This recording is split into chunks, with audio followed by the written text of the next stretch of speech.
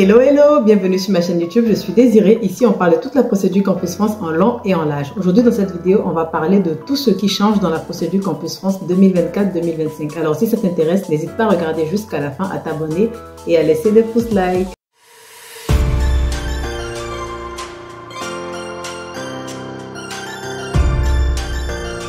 Alors mes chers amis, j'ai 3 annonces à vous faire avant de commencer la vidéo. La première, c'est que nous avons enfin choisi les 2 étudiants que nous allons accompagner gratuitement pour la procédure Campus France 2024-2025. Alors il y a un étudiant en master, un autre en licence. Vous verrez leur parcours sur la chaîne, leur entretien, etc. Leur simulation d'entretien, etc.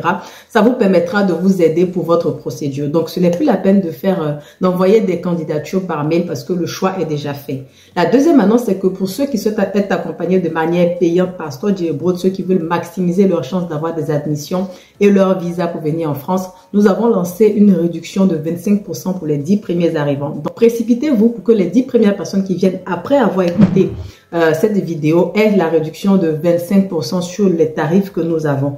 Voilà, maintenant, la troisième information, c'est que l'accès au groupe WhatsApp à partir du 1er octobre 2024 est maintenant payant parce que nous avons dépassé la centaine d'étudiants sur le groupe et pour répondre aux questions, ça prend maintenant du temps. Vous conviendrez avec moi qu'on ne peut pas parler de ce qui change sans parler de ce qui reste inchangé parce qu'il y a de nouvelles personnes qui commencent la procédure, tout est nouveau pour eux, ils ont besoin de savoir comment ça fonctionne. Alors, pour venir étudier en France, le premier canal par lequel on passe, c'est la plateforme Campus France. Et c'est même le seul. C'est le canal par lequel on passe, c'est la plateforme Campus France Études en France. Vous allez sur pastel.diplomatie.gouv.fr, vous vous inscrivez, vous soumettez votre dossier, vous suivez toute la procédure pour soumettre votre dossier, pour avoir des admissions, etc. Donc, c'est le premier canal par lequel on passe et c'est le seul. Donc, vous ne pourrez pas venir étudier en France sans passer par Campus France. Même si vous allez dans une école privée, vous avez une admission, vous devez passer par Campus France pour qu'ils valident l'admission avant d'aller à l'ambassade. Donc, ça reste vraiment le principal canal par lequel on passe pour étudier en France lorsqu'on est étranger. Voilà.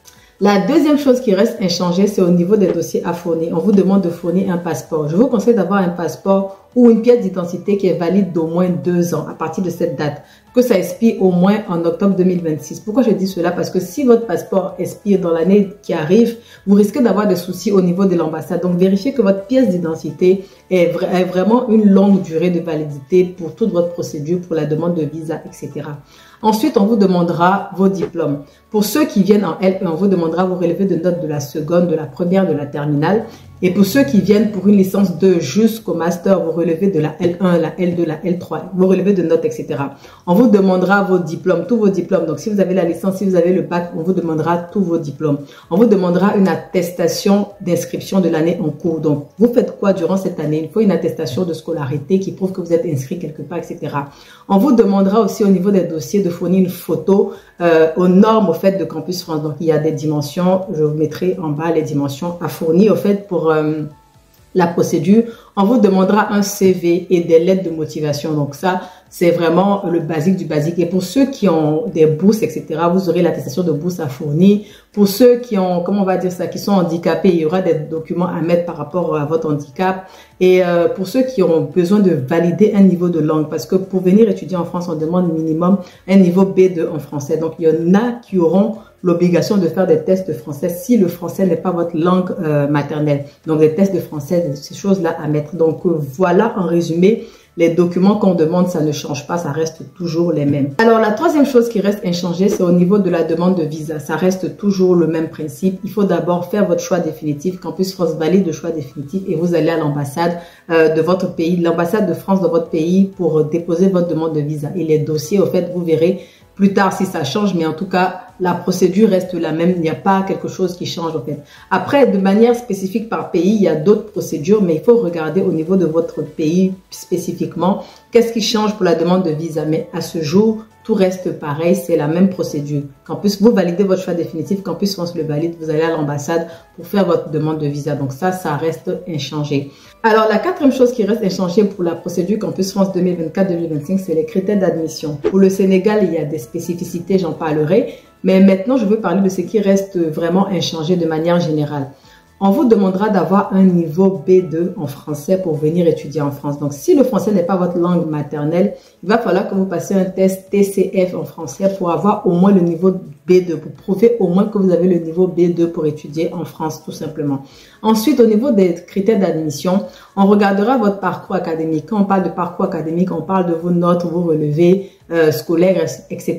Donc, on regarde votre parcours académique pour voir, au fait, s'il est cohérent, pour voir si votre parcours académique est bon, etc.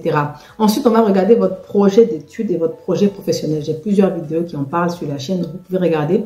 On vérifiera, au fait, la cohérence entre votre projet d'études et votre projet professionnel et aussi la cohérence entre ces deux projets-là et votre parcours académique. Donc, si vous avez fait un parcours scientifique, on se demandera pourquoi vous voulez faire une filière littéraire à l'université, par exemple, ou bien pourquoi il y a un changement. Bref, il va falloir que tout reste cohérent. Donc, voilà ces critères-là qui ne changent pas, qui restent les mêmes. Maintenant, par rapport au Sénégal, qu'est-ce qui change véritablement? Pour le Sénégal, au fait, on vous demande d'avoir un bac récent, 2024 ou 2025, ou un diplôme validé localement, BTS, DUT, etc. Et la plateforme études en France continue d'être utilisée pour la gestion des candidatures Campus France. La procédure d'admission préalable reste également une obligation pour les candidats visant la première année de licence en France. Donc, pour le Sénégal, voici votre spécificité. Ce qui reste aussi inchangé dans la procédure Campus France 2024-2025, c'est que pour ceux qui viennent en licence 3, vous avez droit à 3 vœux, à 3 choix d'université, 3 choix de ville. Et pour ceux qui viennent en licence 2 jusqu'au master, vous avez droit à 7 vœux, donc 7 choix. Donc ça reste inchangé. Le nombre de choix n'a pas changé durant cette année. Parlons maintenant des choses qui changent dans la procédure Campus France 2024-2025. Commençons par le calendrier. Le calendrier varie parce que les dates ne sont pas les mêmes, les années ne sont pas les mêmes, etc. La procédure Campus France est bel et bien ouverte à partir d'aujourd'hui, 1er octobre 2024. Donc, elle est ouverte, vous pouvez commencer à vous inscrire, faire tout ce qu'il faut. Maintenant, pour ceux qui candidatent pour une L1, la date définitive pour soumettre votre dossier est prévue au 30 novembre 2024. Donc, si tu candidates en licence 1, tu dois soumettre ton dossier au plus tard le 30 novembre 2024. Passé ce délai, tu ne pourras plus le faire parce que ça sera fermé pour toi. Pour ceux qui candidatent pour une L2 jusqu'au master, vous avez jusqu'au 31 janvier 2025 pour valider, au fait, soumettre votre dossier. Ces dates-là sont des dates générales parce que par pays, il y a des spécificités. Donc, vérifiez encore une fois. Allez sur Campus France de votre pays pour vérifier votre calendrier parce que je ne peux pas aller sur tous les Campus France de la Terre pour voir. Voilà, donc je vous donne les dates générales au fait que j'ai vues. Maintenant, de manière spécifique, vérifiez votre calendrier. Sachez le calendrier de votre pays parce que le calendrier de la Côte d'Ivoire n'est pas le même que le calendrier du Sénégal, etc. Donc, vérifiez le calendrier de votre pays. Donc là, je vous donne des dates générales, mais ça peut varier d'un pays à l'autre. Donc, voilà. Et par rapport au délai, vous avez jusqu'à avril 2025 pour avoir toutes les réponses des universités. Avril 2025. Et quand on dit avril 2025, c'est 30 avril 2025 pour avoir toutes les réponses des universités. Et cette date-là peut changer parce que en fonction de la charge de travail des universités, etc., ça peut se décaler un peu. Cette année, ils ont décalé jusqu'au 15 mai. Donc, vous voyez que cette date-là peut être décalée. Mais en tout cas, la date pour avoir la réponse des universités, les réponses des universités est fixée à ce jour au 30 avril 2025. Maintenant, vous les étudiants, vous avez l'obligation de valider vos choix définitifs au plus tard le 31 mai 2025.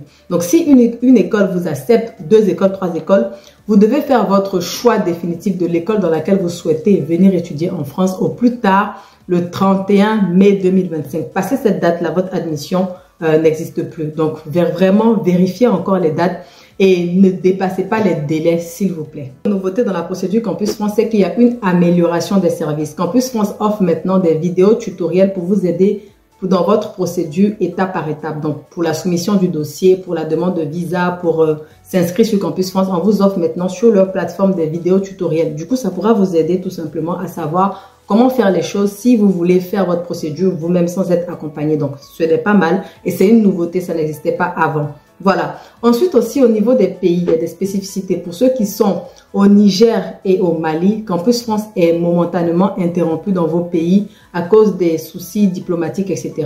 Et maintenant, les nouveaux pays qui entrent au fait dans Campus France, il y a l'Arabie Saoudite, Singapour et le Ghana. Donc, il y a Campus France qui ouvre dans ces 3 nouveaux pays-là. Au Singapour, vous pouvez faire la procédure Campus France, en Arabie Saoudite et au Ghana. Donc, voilà ce qui est nouveau dans la procédure. Voilà en somme ce qui change dans la procédure Campus France 2024-2025. Maintenant, je voulais répondre à 2 questions avant de clôturer cette vidéo. C'est que il y a des personnes qui se demandent, mais j'ai eu à redoubler une année et après, j'ai validé l'année d'après. Comment je fais pour justifier cette année que j'ai redoublé? Je vous conseille au fait de mettre les bulletins de cette année échoués là sur Campus France. Ça ne va pas vous porter préjudice parce que vous avez échoué. On verra que vous avez échoué par exemple en 2023, mais en 2024, vous avez eu votre licence ou bien vous avez eu votre bac. Donc, on voit au fait que vous êtes apte à rebondir. Du coup, c'est plutôt pour moi, en tout cas, je pense que c'est plutôt bon pour vous. Maintenant, si vous n'avez jamais redoublé, c'est mieux. Mais si vous mettez que vous avez redoublé et après, vous avez validé, on voit que vous êtes un étudiant qui sait rebondir au fait. Donc, si vous avez échoué, vous devez justifier quand même cette année où vous avez échoué. Donc, vous mettez les relevés qui n'étaient pas bons tout simplement et après, vous mettez ceux qui étaient bons, etc. Maintenant, pour ceux qui demandent par rapport à l'âge, il n'y a pas d'âge pour candidater sur Campus France. Vous pouvez avoir 60 ans et candidater sur Campus France. Voilà, donc il n'y a pas d'âge limite pour candidater. Vous pouvez candidater, peu importe au fait votre âge, il n'y a pas de date limite à ce jour. Peut-être que ça va changer un jour, mais aujourd'hui, 1er octobre 2024, il n'y a pas d'âge limite. Vous pouvez candidater.